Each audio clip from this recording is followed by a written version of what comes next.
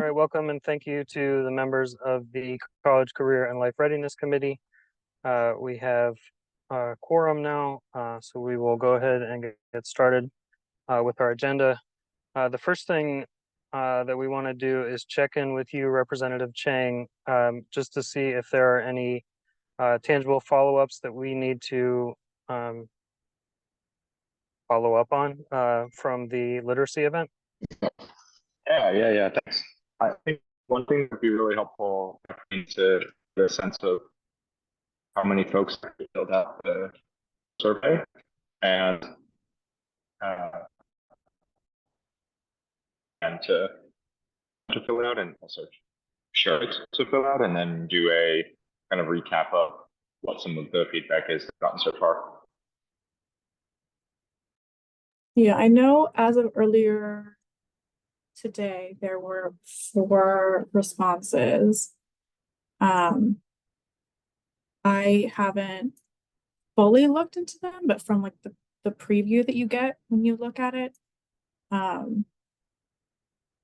it doesn't seem like a ton of actionable feedback, but we can, keep pushing it. And that would be great. I think because we do have contact info of some kind where I can check in. Can you say that again? You cut out. Do we have contact information of some kind from the folks when they registered? I think he's asking if we have contact information from those who checked in. At the event or who've done the survey? Yeah. Yes, for people who pre-registered, we have contact info, and for the people who registered day of,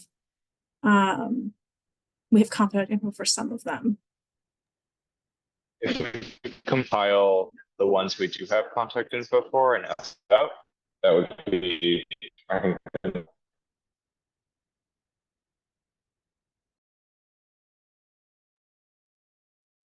All right, Representative Chang, you've cut out a little bit, but I believe you're saying we should follow up with those who we have contact info for to ask them again to do the survey. Okay, I've got a thumbs up for that. All right, that sounds good. We will take those steps. The next thing we have to cover is to check in on the AI work. And Representative Best has been sick this week, and to preserve his voice, I'll take a first go at it, and then he can fill in after me. But as he said at the last working session, he had met with the deputy mayor to discuss this work, and the deputy mayor was interested in pursuing it, and so we're working on next steps with that office. And I know that Representative Best today followed up with him on a proposed text to reach out to the partners that we want to include in those discussions. So that's moving along. We're just working with the deputy mayor, and so we'll keep it moving in that context. All right, so thumbs up from Representative Best. So we'll just continue to stay in the loop on how that is moving forward. Next item that we have is just to talk about the grad profile panel to see if there are any big takeaways that anybody wants to share, or if there's any follow-up action that you would like the committee to take. The period of feedback is coming to a close soon from OSSE. I understand that they've been following along, and I'm sure that they watched the panel as well, and so they would have been able to benefit from that discussion. But is there any major takeaways from the panel, September panel, that you want to note? for us to keep in mind. Go ahead, Ryan.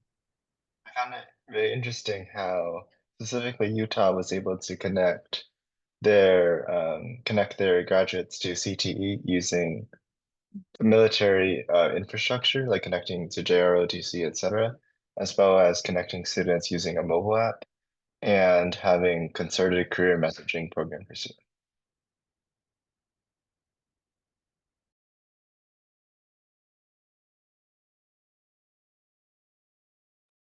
Thank you, Representative Ting. Yeah, I thought the examples from states that are already implementing their grad profiles was pretty interesting. Utah as well as North Dakota.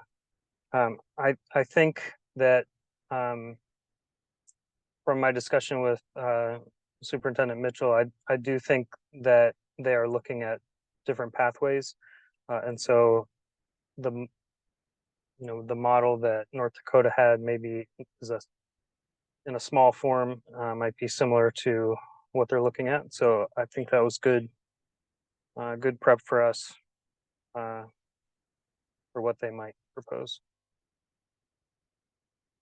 Anything else, Representative Best or Representative Chang?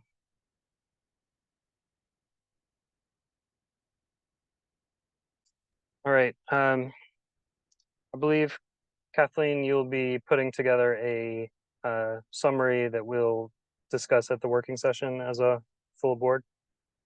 Okay. All right, so that there will be more opportunity to discuss that. Next on our list is the October panel, which is set to be about graduate requirements.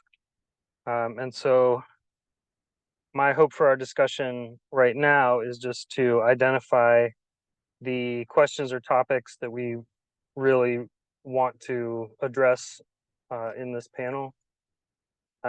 If there's anything that you see as like a must cover, please say so now so that we can fill out the panel accordingly. I'll start by saying that a few things that I'm interested in would be someone who could discuss competency-based pathways and the way that that gets implemented on the grad requirements side. So similar to what North Dakota described last month. I'm also interested in what a computer science requirement might look like, or maybe computer science isn't the right defining umbrella, but something in that vein to address what that could possibly look like, whether it's something that is worth having as a requirement. And so along those lines, I'll read Representative Best just commented, how should graduation requirements evolve to meet the needs of future students, particularly in response to advances in technology, changes in the job market, and shifts in society?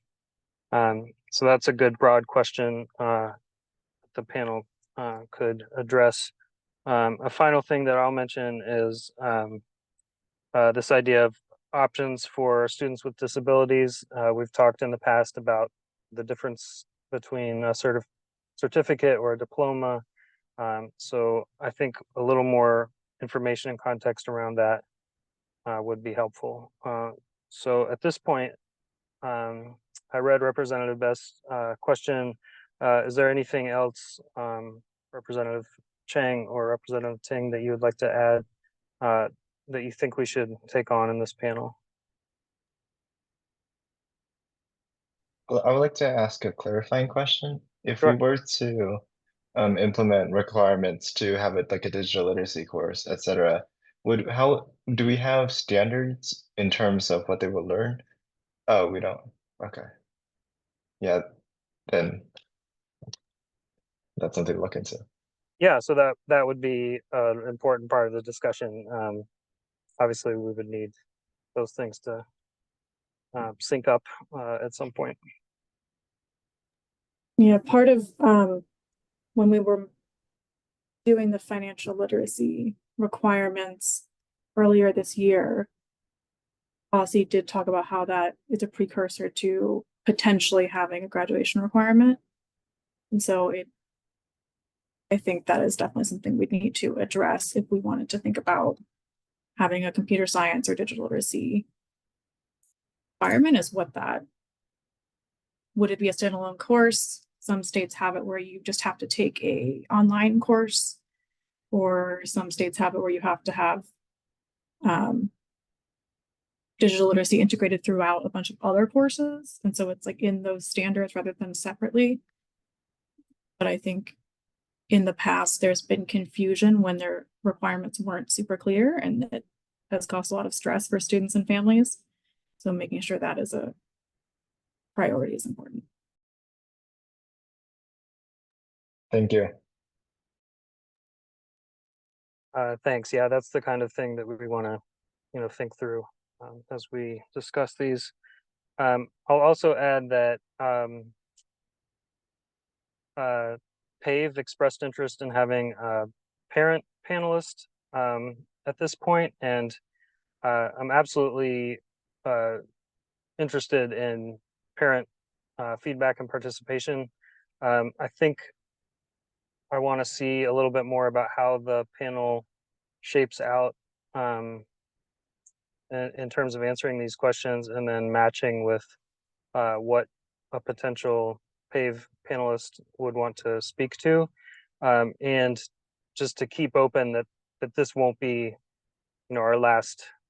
Like I see this as kind of front end, like very early engagement on the grad requirements, and so if that doesn't happen for this month, certainly that we will have parent panelists in the future as we continue the work, and particularly as we have the concrete proposals from OSSI. But I'm open to your thoughts on that, and still open to, maybe it would work out that it makes sense to do that at this time.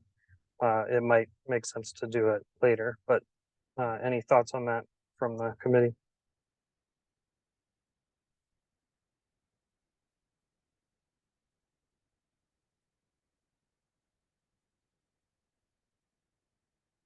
All right, well, I'll keep you looped in on how that shakes out. I see that Representative Ting, you have dropped some notes in the chat about digital literacy resources. So we will keep those in the notes. Thank you for that. All right.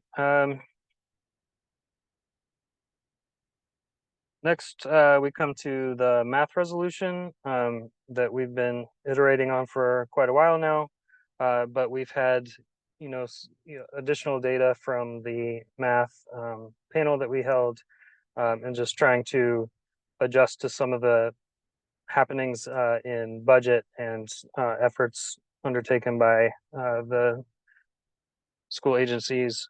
The resolution, I'll just summarize, tries to do a couple things. One is to just highlight and elevate a few of the best practices that were raised by the panelists, and in the reporting and research that they have shared, their organizations have done.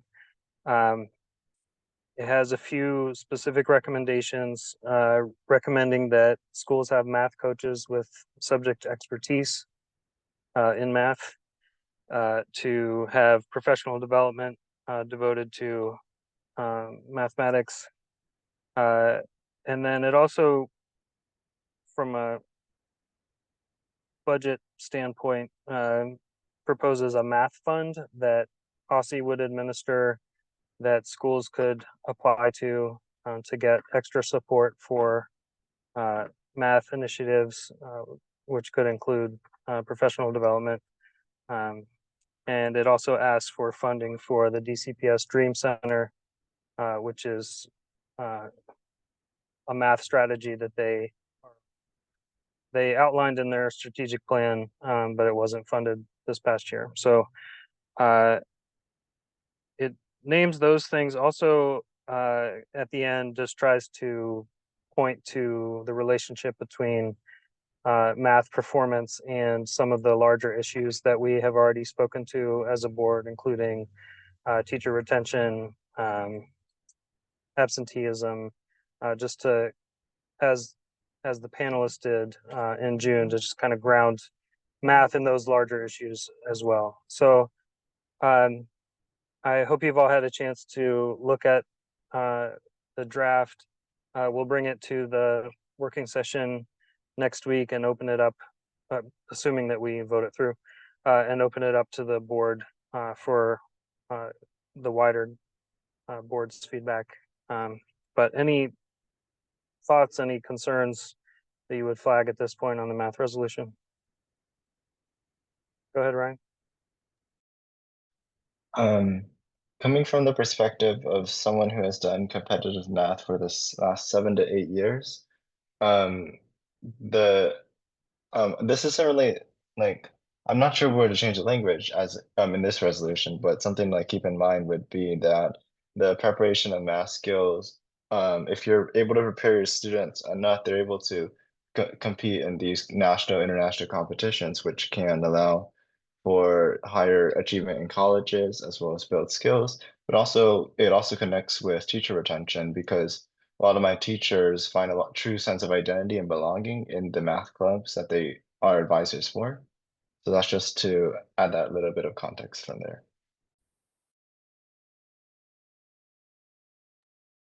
All right, thanks. Yeah, I don't immediately know where that might fit in language, but there could be an opportunity if maybe even in a footnote. So we can take a look at that. Thank you for adding that. There could be something in like the beginning when we talk about how math is important for student success, just saying like it opens opportunities to beyond just within the classroom. Right. Yeah, we will take a look at that. Anything else, Representative Chang?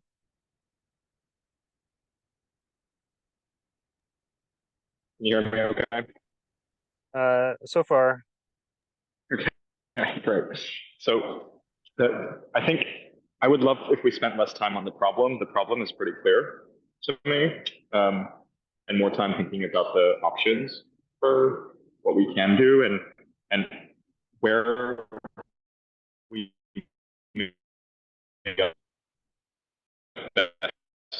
are. I do. I don't know where they're disagreeing. We are losing you now, Representative Chang. We got spend less time on the problem. We're aware of the problem, and that is why we did kind of move away from the idea of a task force to move towards the solution. So I guess my question to you, Representative Chang, would be what you think about the recommendations that we're offering here, if you find those to be helpful, to build up ways of addressing the problem.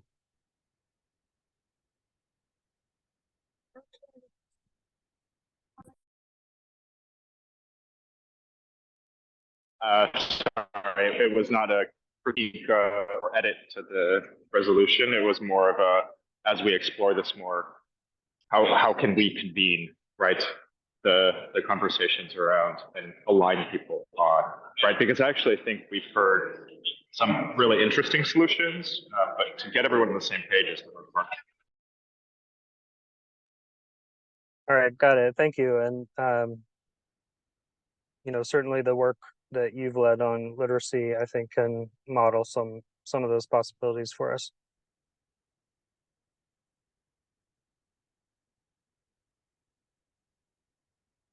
All right. So at this point, if there's no more discussion, I'll ask if I guess I'll move that we take a vote on whether to move this out of committee and take it to the full board. So Kathleen, if you'll tell me if I'm doing anything wrong, I will make that motion and ask for a second. Second. We got a second. Thank you for that effort. And then do we need a roll call vote or just ask for ayes? I don't know. I think you should just ask for eyes. It doesn't make a huge difference when the group is so small. And Brandon, if you just want to do like a thumbs up or a thumbs down, we can accept All right. that. All in favor say aye. I see an aye from myself, from Representative Best, Representative Ting. Representative Chang is a yes. All right, so we will bring this then to the working session next week. And the last thing, which I believe we didn't get on the agenda that I circulated, but Representative Best shared, and we plan to bring up as new business here, is his proposal for a civics week. And so I will ask him to share if he's able. Yeah, bear with me, everyone. So one of the things that I've realized is as of late, with the elections and this being election season, and speaking with members in our community, actually a former DCBS student, Henry Marks, approached me about the idea of having a civics education or civics engagement week in DC. It would be an annual event in middle and high schools across the DC with the aims to enhance students' understanding of local and federal government processes, encourage active participation, and inspire future leaders. The event would span 1 week and would be integrated into social studies classes with different themes for each grade from middle to high school. The goals would be to promote civic leadership, to engage students in a democratic process, to foster an understanding of the local government structures and their roles in the federal systems, and to equip students with the knowledge on how to engage in community activism as well. And so there are a lot of different really cool activities that I drafted out. And this is just like a sample of what could be for Civics Engagement Week throughout DC. And so, my goal is to see if we can get this, see if our members on our committee would take a look at the proposal, poke some holes in it, but see if it's something that would be worth us thinking about. I personally thought it was a really good idea. A lot of the best ideas come from people outside of this group. And so once again, this was another former student who was saying, hey, like, I'm watching everything that's going on, and I realized that, a lot of people don't know what they should about not only federal government, but also local government and how our structures impact our daily lives. And I'll just leave it open for questions right now. By the way, if you check your email, you should see it in your email. I was going to ask that. That was my first question. Thank you. In your email, sorry. Am I allowed? I don't know if I should do a screen share. Either way, you can check your emails. And then my second question was if you've talked to your predecessor, Jessica Sutter, about this. That's going to her be sort my of whole goal. thing is student getting civic student- engagement. Yep, that was She might have ideas or. Yep. Yeah, thank you for bringing this, and I think it's a really interesting, promising idea.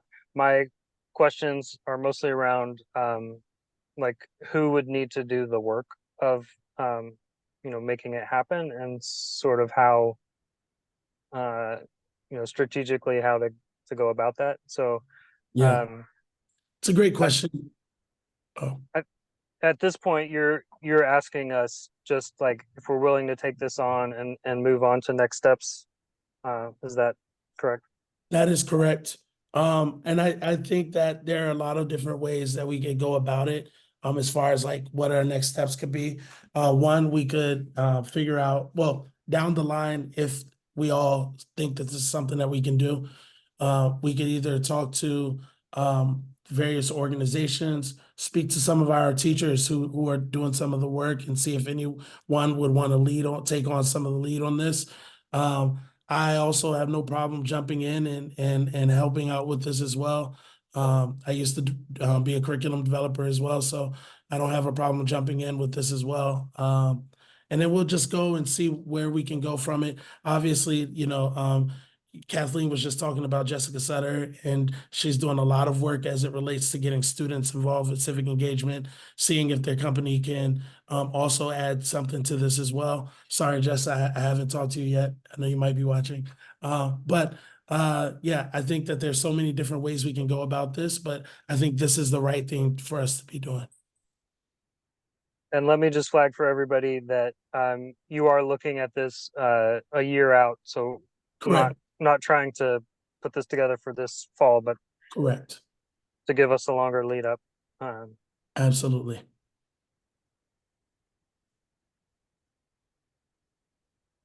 Any thought? Yeah, go ahead, Ryan. And I'm just gonna paste this in chat. What was I gonna say? Oh, I quickly skimmed that, and then I saw that in 8th grade you talked about how students will simulate writing and passing a bill through a mock DC Council or Congress, understanding how laws are made and civic responsibilities involved. And I would like to highlight there is some infrastructure we can tap into regarding youth civic engagement with like nonprofit organizations, etc. For example, the YMCA. I don't know, like I feel like I talk too much about it, but the YMCA Youth and Government Program, of course, has we do hold a mock Congress, mock legislature, as well as have advocacy for the bills that we write on the city council. We also have mock elections. We have a press corps. And we have our first, and also a mock trial, but that's separate. And we have our first conference in around November-ish. It's really the last week of October. And so there might be a way to connect that, as in last year, we had, I think, 50 8th graders come to our event, which is an uptick from 0 the year before, or like 1 or 2 the year before. And then this year, I think we're expecting like 100 8th graders or so. And so this is all to say that there is some you might be able to tap into this program or other civic engagement programs that are focused on, like we specifically focus on writing a DC on having all the delegates write a bill about DC, like present DC legislation and blah blah blah. Thank you for that. I'm looking through some of the documents that you just shared in the chat. I'll definitely take a look at that, and I think we will we'll try to figure out how we can incorporate that as we move on. Alice just said, Brandon, how are you thinking about engaging individual schools? Yeah, I mean, I think that could be like whether it's ward based or whether it's board based.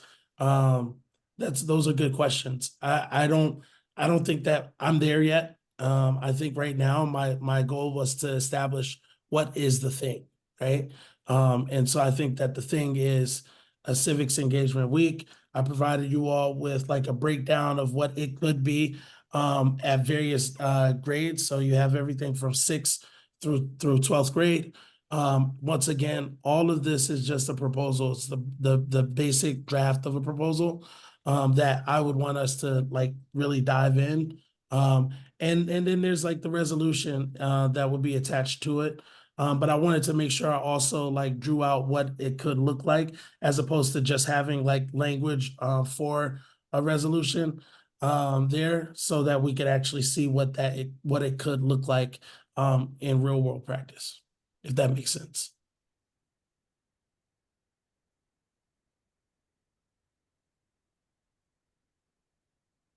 So I think there's enough interest. Clearly, it looks like Ryan, myself, Brandon, Alistair, you're asking questions. I don't know if that means you. Okay, I got a thumbs up. I think.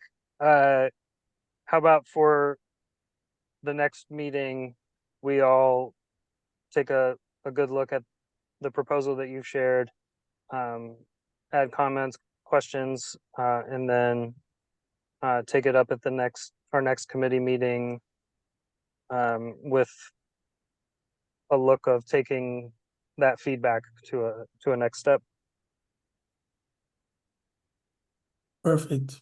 And I think maybe another thing, if in the meantime, like you could reach out to potential partners that maybe are doing work or setting up that infrastructure that we could tap into. Maybe the work we'll need to do would be to like translate to make things fit with our social studies standards, the new standards.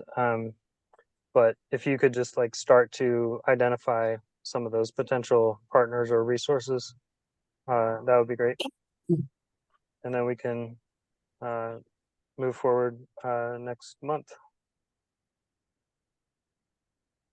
And I would also say, I would suggest, I haven't looked at the email, so maybe you did, but flagging this for the board leadership as well, since it sounds like it's something that eventually you intend to move out of the committee, sort of making them aware that this is happening and they might have some feedback or some things to consider from the beginning. I've shared it with board leadership as well. Okay. Yeah, and we'll bring it up at the working session in our committee notes, so that way everybody will know that it's out there and the way, and if sooner if they would like to.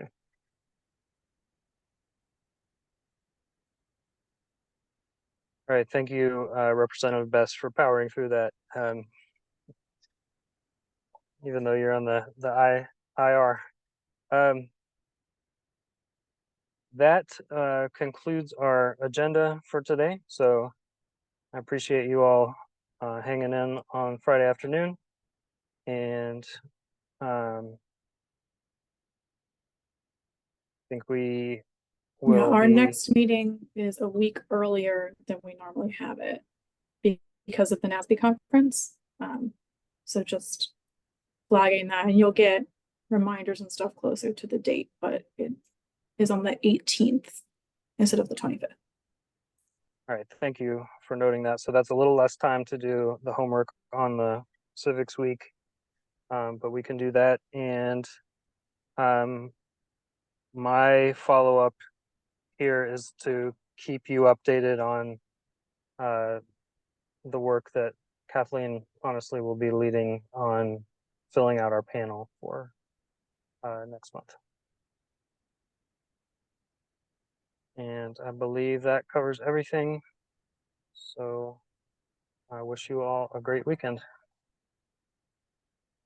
Thank you.